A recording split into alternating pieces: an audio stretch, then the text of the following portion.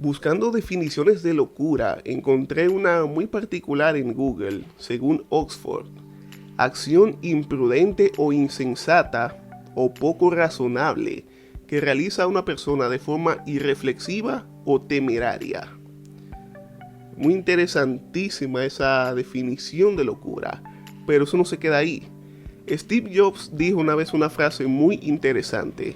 Aquellos que están lo suficientemente locos para creer que pueden cambiar el mundo son quienes realmente lo cambian. Y les tengo otra frase de Aristóteles. Ninguna gran mente ha existido nunca sin un toque de locura. Y ya por último, para no cansarlo con tantas frases, el escritor italiano Carlo Dossi dijo: los locos abren los caminos que más tarde recorren los sabios.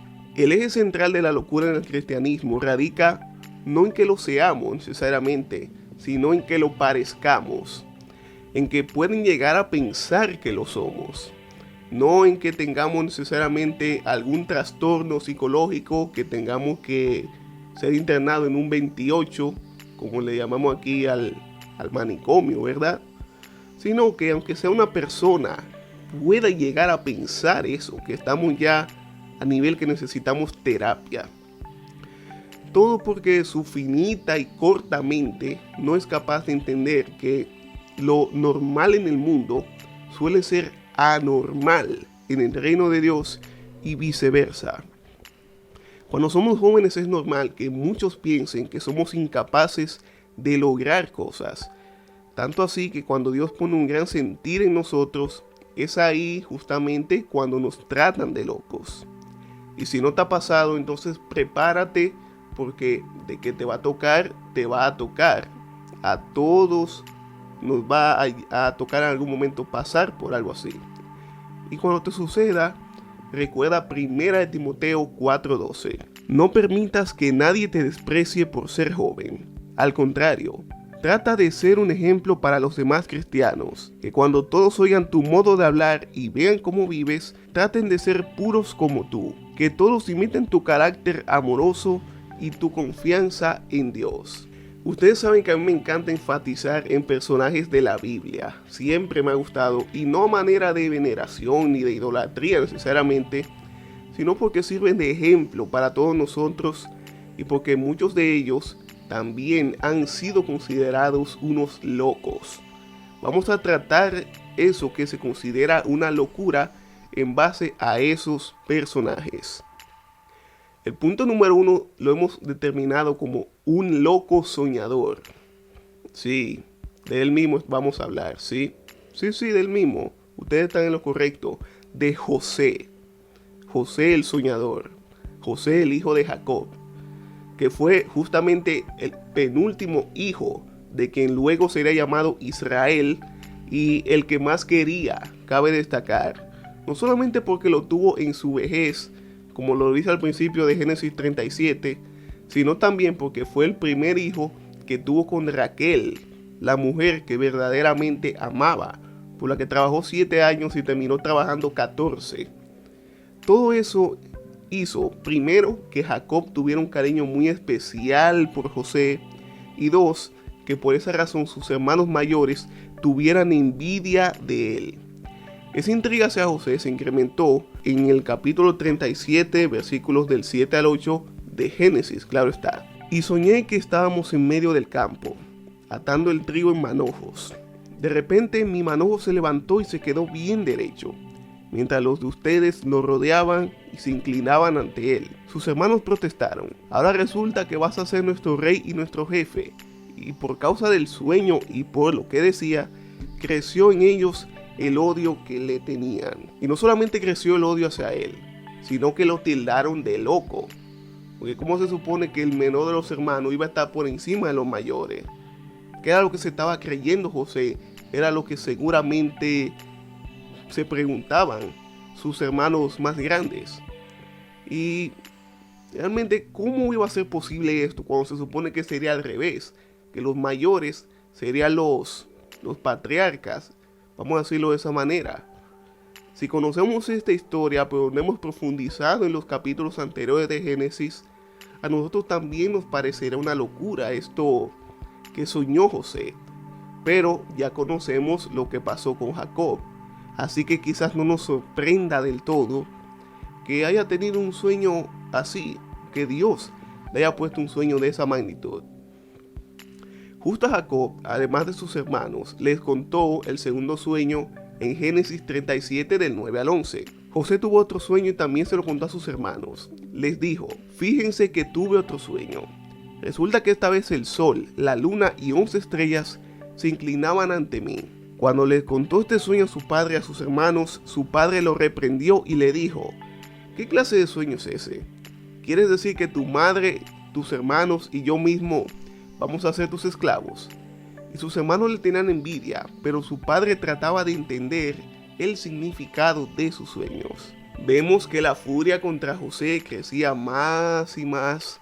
Sin embargo, Jacob, aunque lo cuestionó al principio, y seguramente también pensó en cierto punto que estaba loco, se puso a reflexionar en esas palabras, probablemente porque Jacob vivió una experiencia similar con su hermano Esaú, ya que él estuvo por encima de él, aunque claro, bajo circunstancias diferentes, porque fue a través de la trampa, del engaño, pero la vivió.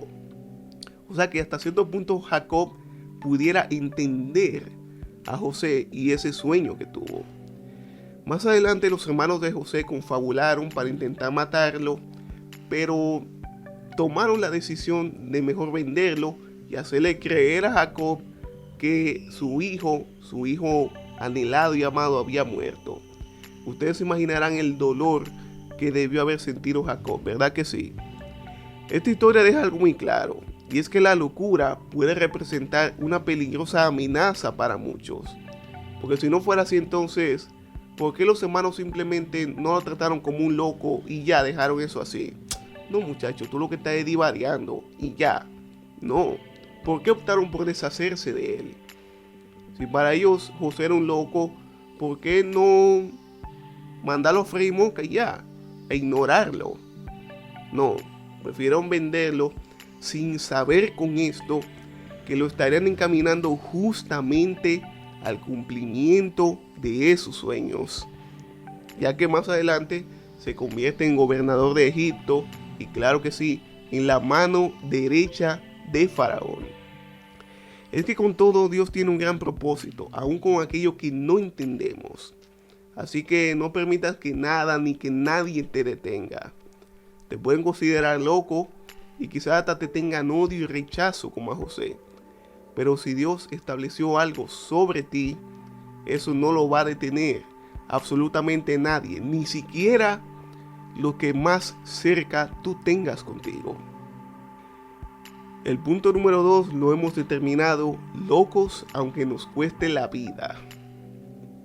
Luchar por no seguir las corrientes del mundo es considerado como un acto muy temerario.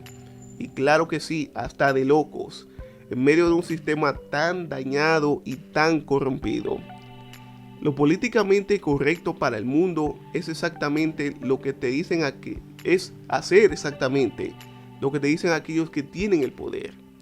No voy a entrar en muchos detalles porque no quiero desviar el punto, pero seguramente ustedes saben a qué historia me voy a referir a continuación.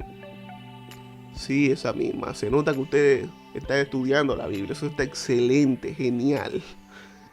Sí, a la historia de Sadrach, Mesach, Abednego y el rescate del horno de fuego. El rey de Babilonia en ese entonces, que fue Nabucodonosor, mandó hacer una estatua de oro y decretó, según Daniel capítulo 3, que cuando escuchen el sonido de ciertos instrumentos, todos deben inclinarse y adorar dicha estatua, y que quien no lo haga, es decir, quien decida no formar parte de lo que verdaderamente era una locura, pero para ellos no, será lanzado entonces al horno de fuego. ¿Qué pasó?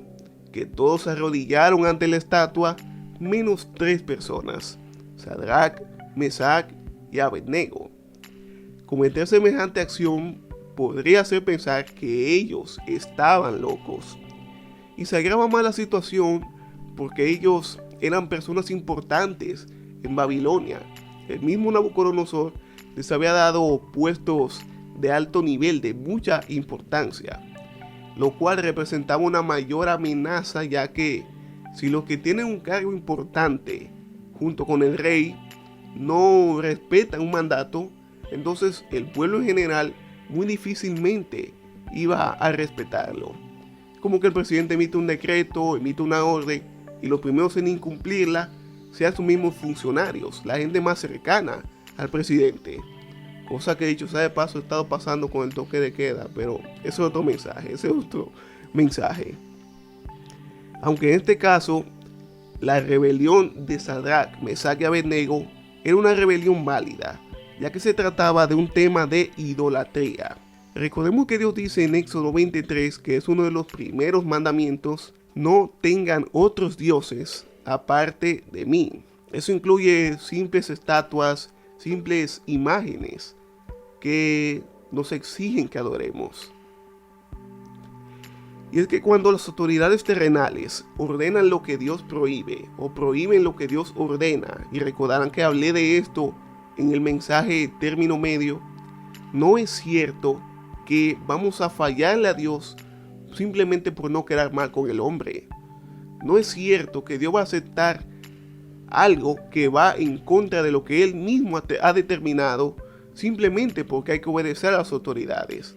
Sería que Dios se negara a sí mismo, y dice las mismas escrituras que Dios no se niega a sí mismo. Dios es amoroso y es maravilloso, pero también es celoso con la gloria que única y exclusivamente le pertenece a Él. Dios es celoso con eso. Debemos reflexionar mucho sobre eso y sobre en qué estamos sustituyendo a Dios en cuanto a todas las cosas que hacemos a lo largo del día, a las 24 horas del día. En Daniel 3, del 15 al 18, Nabucodonosor les dice: voy a darles una oportunidad. Si al escuchar la música se inclinan y adoran a la estatua, no les haré nada. Pero si no la adoran, ordenaré que de inmediato los echen al horno, y ya verán que no habrá Dios que pueda salvarlos. Sadrach, Mesach y Abednego le respondieron: Su Majestad, eso no es algo que nos preocupe. Si el Dios que adoramos así lo quiere, es capaz de librarnos del fuego y del poder de su majestad.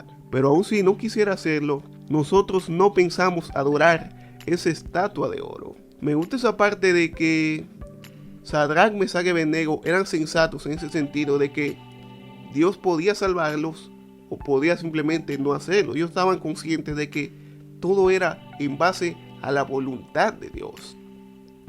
Y a ellos tres no les importaba morir con tal de no fallarle a Dios. Oigan, no les importaba morir si eso significaba no fallarle a Dios. Estaban confiados de que Dios los podía librar de lo que sea, pero estaban seguros de que si no fuera así ni siquiera, su posición no cambiaría. Pero Dios, quien siempre demuestra su grandeza, los libró de tan dolorosa muerte y los sacó del horno de fuego. El evangelio ha sido considerado una gran locura por el simple hecho de que no importa perder nada, ni siquiera lo más valioso que tenemos todos, que es la vida, con tal de defender la verdad que es Cristo, que es el Hijo de Dios, y todo lo que eso implica. Y voy a ser muy claro y franco con esto. Jesús ya pagó por su vida con nosotros, eso está clarísimo. Pero si nosotros no estamos dispuestos a defender a Dios y a defender el evangelio aún a costa de nuestras propias vidas, como lo hicieron Sadrach, Mesach, Abednego, Esteban y muchísimos otros que lamentablemente murieron a causa de Jesús, pues entonces quizás no seremos considerados unos locos, pero sí unos cobardes. Les tengo una noticia: Dios no nos mandó a vivir con cobardía. Y con esto no estoy pretendiendo reprender a nadie necesariamente, ya que sea como sea, Dios nos ama. Pero justamente es por ese mismo amor que tenemos que estar dispuestos a todo. Cuando digo a todo, es a todo. Al final la historia nos va a recordar por lo que hicimos en la tierra en nombre de nuestro Dios, y por la decisión que hayamos tomado de ser locos o ser cobardes. Último punto, el número 3, que lo hemos determinado: Jesús, toda una locura. Sí, seguro algunos ya empiezan con el pánico. Isaías, ¿y tú tienes la cachaza de llamar loco a Jesús? No, negativo. Recuerden que al principio dije que no se trataba de que seamos locos, sino de que para la gente puede parecer que estamos locos. Jesús no fue la excepción de eso, mi gente. Jesús no fue la excepción, todo lo contrario. Él pudo haber sido considerado como una persona fuera de sus cabales por el simple hecho de que hacía y hasta decía cosas que iban en contra de muchos estatutos ya implementados hace siglos por el mismo hombre. Una de estas primeras muestras de eso se encuentra en Marcos 3, donde Jesús sanó a un hombre en día de reposo, dígase un sábado. Para los fariseos representó dos cosas: la primera, un gran crimen, y la segunda, como causa de la primera, una oportunidad para acusar a Jesús y empezar a planificar matarlo. Pero eso no se queda allí, claro que no. Su propia familia en un momento llegó a pensar que Jesús estaba loco. Literalmente así lo dice Marcos 3 del 21 al 30. Vamos a leer un poco esto. Cuando los familiares de Jesús supieron lo que hacía, fueron para llevárselo, porque decían que se había vuelto loco. Pero los maestros de la ley que habían llegado de Jerusalén decían: este hombre tiene a Beelzebú, el jefe de los demonios. Solo por el poder que Beelzebú le da, puede expulsarlos. Entonces Jesús les llamó y le puso este ejemplo: ¿cómo Satanás puede expulsarse a sí mismo? ¿Cómo Satanás puede expulsarse a sí mismo? Si los habitantes de un país se pelean entre sí, el país acaba por destruirse. Si los miembros de una familia se pelean unos contra otros, la familia también acabará por destruirse. Y si Satanás lucha contra sí mismo, acabará con su propio reino. Si alguien quiere robar todo lo que hay en la casa de un hombre fuerte, primero tiene que atar a ese hombre. Les aseguro que Dios le perdonará a la gente cualquier pecado que haga y todo lo malo que diga, pero jamás perdonará a quien hable en contra del Espíritu Santo. Eso nunca le será perdonado. Jesús dijo esto porque los maestros de la ley pensaban que él tenía un espíritu malo. Y Jesús siempre fue cuestionado, siempre fue abordado con muchas preguntas y por supuesto tratado incluso como un loco por su forma de pensar y por todas sus enseñanzas, las cuales muchas de ellas hasta el sol de hoy pudieran ser consideradas como toda una exageración. En fin, es mucho lo que se puede abordar en cuanto a este tema de Jesús y que por cuestiones de tiempo no vamos a abundar ahora. Lo que sí puedo asegurar es que si Jesús fue considerado un loco, entonces yo, Isaías González, personalmente yo, me siento muy honrado de ser el seguidor de un loco. Yo me siento más que honrado, ya que, como sabemos, esto le costó incluso ser perseguido y su propia vida, claro está. Pero esa locura ha sido su más grande legado y lo será por siempre. Así como Jesús, que tuvo detractores, que tuvo persecución, a nosotros también nos va a pasar. Y no lo digo para meter miedo, sino que me baso en lo que el mismo Jesús le dijo a sus discípulos, según Mateo 24, del 9 al 14. Ustedes serán llevados presos y entregados a las autoridades para que los maltraten y los maten. Todo el mundo los odiará por ser mis discípulos. Muchos de mis seguidores dejarán de creer en mí. Uno traicionará al otro y sentirá odio por él. Llegarán muchos falsos profetas que engañarán a muchas personas. La gente será tan mala que la mayoría dejará de amarse. Pero yo salvaré a todos mis seguidores que confíen en mí hasta el final. El fin del mundo llegará cuando las buenas noticias del reino de Dios sean anunciadas en toda la tierra y todo el mundo las haya escuchado. Dios no nos prometió que todo iba a ser color de rosa en nuestras vidas, ni siquiera que todo el mundo iba a estar a favor nuestro. Pero en lo que sí estoy confiado es que Dios va a saber recompensar y de manera abundante todo aquel que le sigue sin importarle nada, ni el que dirán, ni qué pueda pasar después, ni que nos llamen locos. Y si lo hacen, entonces digamos con mucho ímpetu y con mucho orgullo, pues que vivan los locos, que vivan los locos. Quiero orar por ti, querido loco, querida loca. Así que te invito a que me acompañes en esta oración especial. Dios Todopoderoso, gracias. Gracias por tu palabra. Gracias porque tú refrescas nuestra alma, Señor, con todo esto. Y porque sabemos que tú sigues hablando en nuestras vidas. Gracias, Señor, porque sin importar nada, seguimos adelante en ti. Gracias porque contra todo pronóstico, Señor, porque así tú lo has dicho, que vamos a tener detractores y vamos a tener muchas dificultades. Con todo eso tú nos acompañas. Queremos pedirte que sigas así acompañándonos y estando con nosotros, Señor, y que no nos dejes caer. Porque este tipo de cosas son las que nos pueden justamente hacer caer en tiempos determinados. Pero queremos estar firmes en ti, queremos serte fieles, queremos servirte a una costa de nuestras propias vidas. Gracias, Señor, por cada persona que escuchó este mensaje, que pueda ser bendecido, Señor. Gracias porque fuiste tú que hablaste y no yo.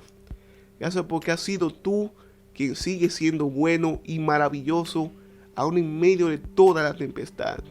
En el nombre de Jesús. Amén. Poderoso es Dios, ¿verdad que sí?